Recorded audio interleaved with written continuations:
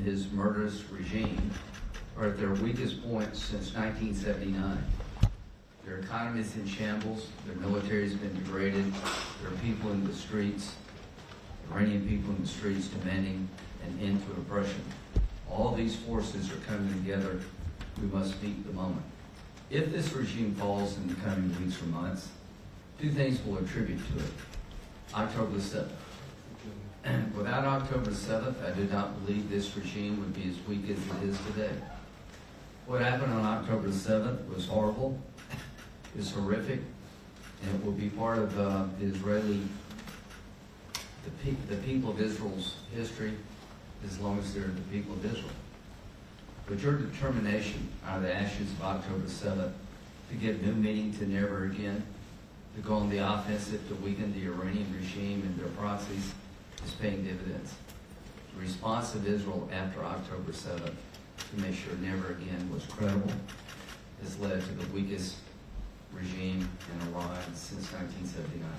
The second event, the rise of the people. The people in Iran have gone to the streets without weapons. Maybe 30,000 or more have been killed to demand an end to their oppression. These two events, the bravery of the people of Iran who are saying, I've had it, I want change, and the response of Israel to October 7th have led to the potential demise of the Ayatollah.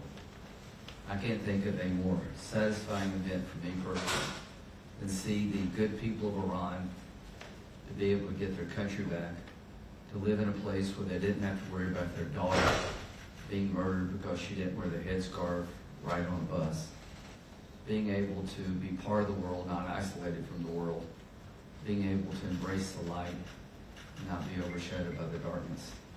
I look forward to the day when Israel no longer has to fear a nuclear weapon being developed by the Iranian regime. The best answer to all the problems created by Iran is regime change. The best answer is for the people to take the place of the Ayatollah. I do not believe they're in the streets to build more nuclear weapons. I think they're in the streets to have a better life. I don't think they're in the streets to purify Islam and destroy Israel and come after us to praise Satan. They're in the streets to have normalcy in a life that's not normal. So my view is the risk of regime change is real. There are unknowns, but let me just say this. I'm willing to take that risk. I think the Iranian people have the potential to be a great ally of the United States, Israel, and the region. I think the Ayatollah, as long as he's alive and around, will be chanting death to America. And will be trying to enact a religious agenda of purify Islam, destroy Israel, come after us. He's a religious Nazi. Hitler wanted a master race. The Ayatollah wants a master religion. And we're not going to give it to him. We're going to fight back. To the brave people of Israel, I know you're hurt very hard, very wide, and very deep on October 7th. Here to tell you we're on the verge of eliminating the largest state sponsor of terrorism in the region. And with the fall of Iran comes the fall of Hezbollah, Hamas, the Houthis. The real effect is enormous. Normalization becomes far more likely. If the Ayatollah survives, all God help the region. So my presence here today is to reassure the Israeli people there is no light or gaps between President Trump and Bibi about what to do and how to do it. There are two lines in the water right now. One's a diplomatic line, trying to find a way to end this regime diplomatically that will advance our national security interest. The other line is the military option. I think President Trump is looking for which line can catch the biggest fish. Bottom line is we're into weeks, not months, in terms of decision making. The Iranian people are hanging on. I attended a rally of 250,000 people in Munich. It's one of the most satisfying experiences of my professional life. To have 250,000 people want to know who I was and appreciate what I was doing. Apparently I'm commonly referred to as Uncle Lindsey in Iran, and apparently that's a good thing. But this hat, make Iran great again, says a lot in a very few words. By the way, the idea of making Iran great again hat came from Morgan Ortega's not with us, but she thought this would be a good branding, and she was right. And this hat one day will go to Tehran, and I look forward to delivering it to the people of Tehran. And President Trump, when asked about what this hat means and says, he said, I think what Senator Graham is trying to say is that the best way to make Iran great again is through the people, not the Ayatollah. I think he's right.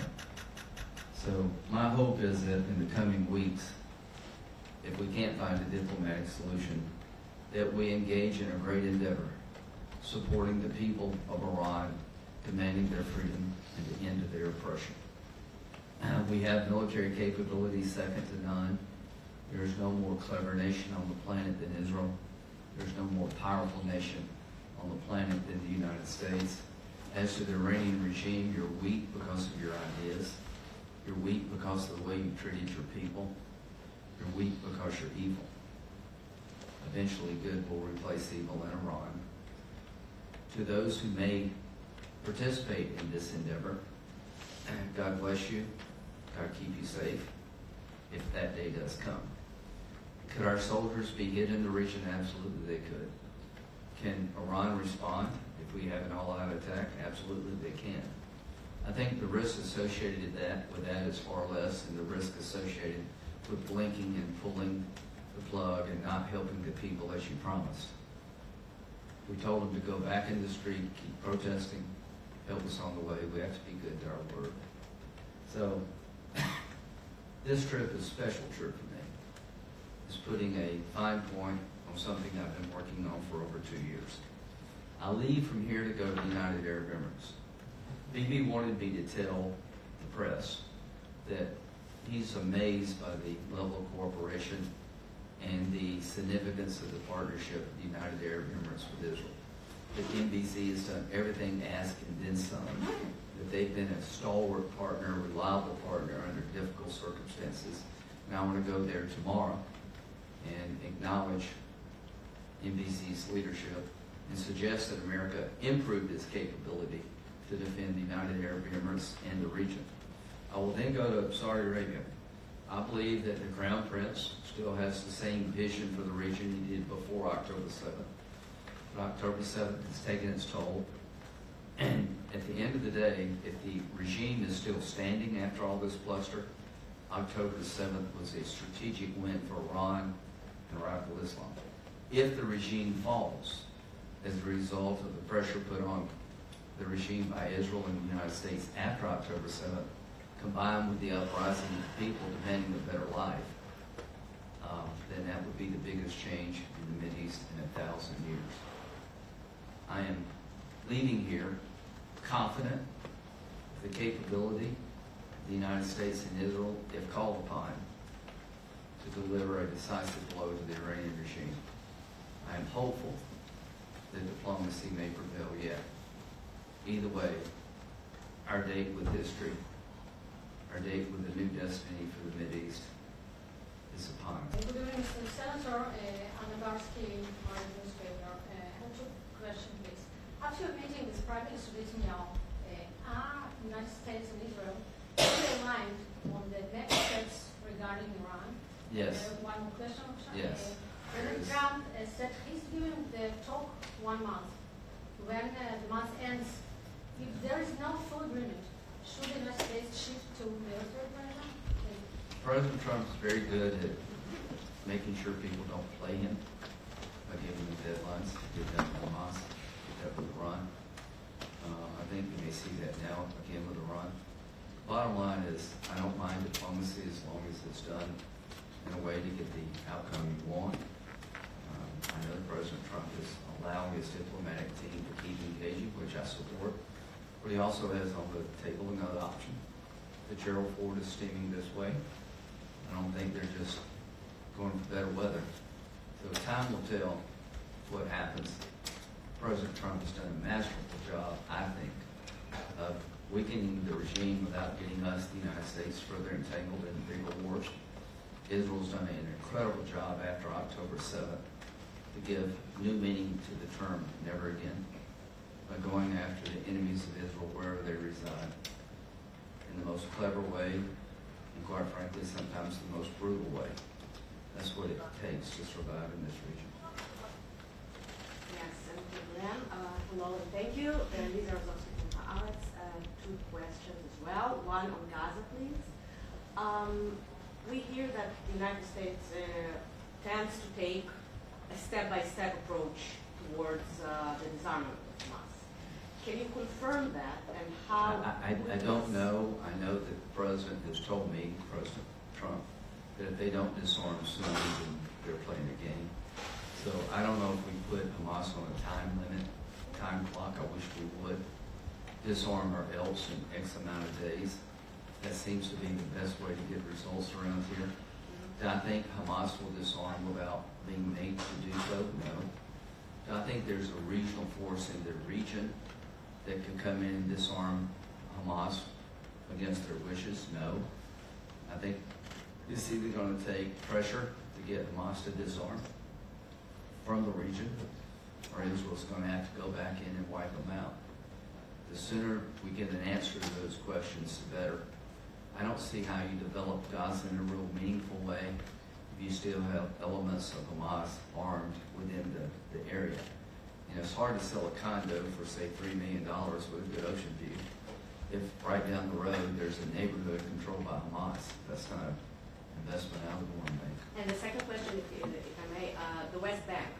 So The West Bank and Gaza have to be part of any solution. I mean the annexation steps, the steps towards annexation that the Israeli government has taken. Well, I'm hoping how this- is it playing with the White House? I'm hoping, that, the plan was to get Hamas to disarm. That's been months ago. They're clearly not interested in disarming. The pace of this is slow. I get it. Border peace, maybe it works, but I know that you'll never have peace in the Mideast with Hamas under arms. You'll never have a solution to the problem of terrorism that Israel faces till Hamas is no more politically or militarily.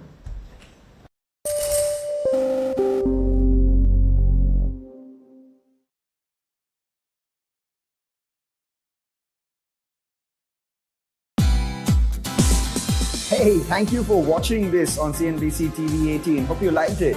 For more such interesting news and updates, follow CNBC TV 18 on all the social media platforms.